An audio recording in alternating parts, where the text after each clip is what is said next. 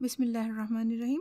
السلام علیکم خواتین و حضرات، میں شین ناشین جناب شاہ بلیغ الدین صاحب رحمۃ اللہ علیہ کی کتاب روشنی کے سلسلے کی تیسری کڑی لے کر حاضر خدمت ہوں۔ باب اول، اخلاق و عمل، حکایت نمبر 3، عنوان ایثار۔ ایک کتا باغ میں آیا، جانے کب کا بھوکا تھا، کونا کونا سونگتا پھر رہا تھا، کھانے کی کوئی چیز ڈھونڈتا پھر رہا تھا۔ باغ کی رکھوالی ایک غلام کے سپرد تھی۔ تھا تو وہ کالا بھجنگ حبشی، لیکن اس کا دل آئینے کی طرح صاف تھا۔ ایمان نے اس کے جذبات اور بھی صقل کر دیے تھے۔ اس نے دیکھا کتا بھوکا ہے اور بہت بھوکا، تو خود بھی بے چین ہو گیا۔ حضرت عبداللہ بن جعفر کہتے ہیں کہ میں پاس کھڑا اسے دیکھ رہا تھا، اتنے میں اس کی روٹی آئی۔ کتا بو سونگ کر غلام کے پاس آ کھڑا ہوا۔ غلام نے کام چھوڑا، ایک روٹی کتے کے آگے ڈال دی۔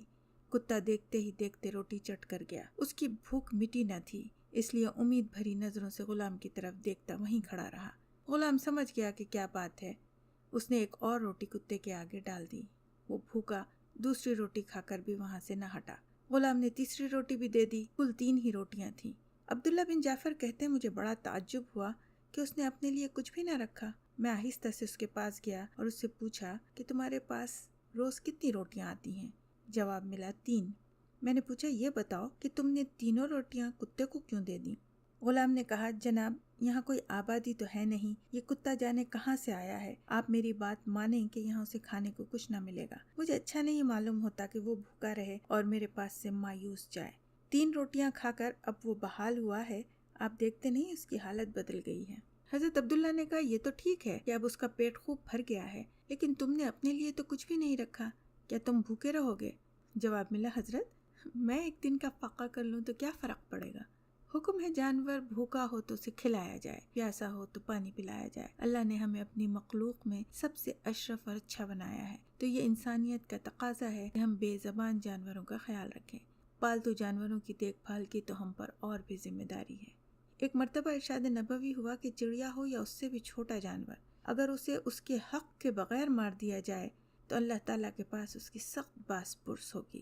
صحابہ کرام نے یہ سن کر عرض کیا کہ یا رسول اللہ صلی اللہ علیہ وسلم، اس کا حق کیا ہے؟ فرمایا گوشت کھانا ہو تب ہی شکار کیا جائے، ورنہ نہیں۔ جو جانور کاٹتے نہیں یا جو کیڑے ڈستے نہیں، انہیں بھی بلا وجہ مارنے کا حکم نہیں۔ بالخصوص ہدہد، شہد کی مکھی اور چیونٹی کو مارنے سے اللہ کے رسول نے منع فرمایا ہے۔ عرب میں طریقہ تھا کہ کوئی مر جاتا تو اس کی سواری کا جانور اس کی قبر پر باندھ دیا جاتا اور وہ بیچارہ بھوک اور پیاس سے تڑپ تڑپ کر مر جاتا۔ یہ سخت بے رحمی ہے، اس کا عذاب ہوگا۔ صحیح بخاری میں ہے زندہ جانوروں کے اعضاء کاٹنے والوں کو لعنتی قرار دیا گیا ہے۔ عرب میں بعض لوگ دمبے کی چکتی کاٹ لیتے یا اونٹ کا کوہان کاٹ کر کھا جاتے تھے۔ جامع ترمذی میں ہے جانوروں کو باندھ کر نشانہ بازی نہیں کی جا سکتی۔ اسلام نے جانوروں کے حقوق بھی مقرر کر دیے ہیں اور حکم دیا ہے کہ ان کے حقوق بھی ادا کرو۔ جو ایسا نہیں کرتے وہ انسانی حقوق کے ادا کرنے میں بھی لازماً کمزور ہوں گے۔ حضرت عبداللہ بن جعفر بڑے سقی اور فیاض بزرگ تھے۔ غلام کا اس درجہ ایثار ان کے دل میں گھر کر گیا۔ فیاضی اصل میں دولت سے نہیں دل سے ہوتی ہے۔ انہوں نے سوچا یہ غلام دل کا غنی ہے۔ یہ سوچتے سوچتے وہ باغ سے نکلے اور بستی میں جا پہنچے۔ لوگوں سے پوچھا کہ فلاں باغ کس کا ہے؟ کسی نے مالک کا نام بتایا اور پتہ بتایا۔ حضرت عبداللہ فوراً اس شخص کے پاس گئے، باغ کا سودا کیا، غلام کو بھی خرید لیا اور پھر سیدھے باغ میں پہنچے۔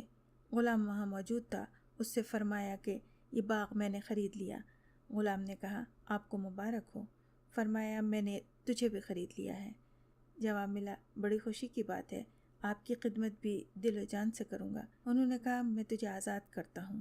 جواب ملا اللہ کا شکر ہے اور آپ کی عنایت۔ حضرت عبداللہ نے کہا تو نے میری بات پوری تو سنی ہی نہیں۔ حبشی غلام نے عرض کیا فرمائیے میرے آقا، میں گوش براواز ہوں۔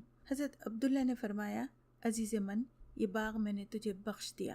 سورہ انفال میں ارشاد ربانی کا مطلب ہے اللہ کی راہ میں ایک دن کا بھی دو گے تو اللہ تمہیں اس کا بدلہ دے گا اور پورا پورا بدلہ دے گا، اور اس بات میں ذرا کمی نہ ہوگی۔ غلام کا ایثار حضرت عبداللہ کے دل پر نقش ہو گیا تھا۔ قدرت کے اسباب نرالے ہوتے ہیں۔ اللہ نے اپنا وعدہ کہ بانٹو گے تو واپس ملے گا اور بہت ملے گا یوں پورا کیا کہ 3 روٹیوں کے عوض غلام کو ایک باغ مل گیا۔ مگر غلام بھی اللہ والا تھا۔ اس نے عرض کیا کہ حضور آپ کی عنایت کا شکریہ ادا کرنا میرا اخلاقی فرض ہے۔ یہ باغ جو آپ نے مجھے دیا ہے میں آپ کی خدمت میں واپس نظر کرنا چاہتا ہوں اور آپ کی اجازت سے رخصت ہوتا ہوں۔ حضرت عبداللہ نے پوچھا کیوں؟ جواب ملا میرے عمل سے آپ کے دل میں میرے لیے بڑی عزت پیدا ہو گئی ہے، یہ بات کہیں مجھ میں غرور نہ پیدا کر دے، اب میرا یہاں رہنا مناسب نہیں، آپ نے مجھے آزاد کیا ہے تو میں یہاں سے چلا، اللہ تعالیٰ آپ کو خوش رکھے، فی امان اللہ۔ شاہ صاحب کا مضمون پڑھنے کے بعد دل سے یہ بات نکلتی ہے کہ معاشرہ ترقی کرتا ہے تو اسی بنیاد پر کہ حاکم وقت سے لے کر غلام تک یا اوپر سے لے کر نیچے تک ہر مقام پر کردار بلند ہو، بے غرض ہو، اثار پسند ہو، خوددار ہو۔ آج غافلوں کے لیے پیغام ہے بیداری کا، امتحان ہے تیرے ایثار کا، خودداری کا۔ اپنی عاقبت اور وطن عزیز کے لیے اگر کچھ کرنا چاہتے ہیں تو اپنے کردار کو بلند کریں۔ اگر آپ کتاب کا تسلسل برقرار رکھنا چاہتے ہیں تو اپنا نوٹیفیکیشن آن کر لیں، یعنی سبسکرائب اور بیل کا بٹن دبائیں۔ ویڈیو پسند آئے تو لائک اور شیئر کریں۔ نیک بات پھیلانا صدقہ جاریہ ہے۔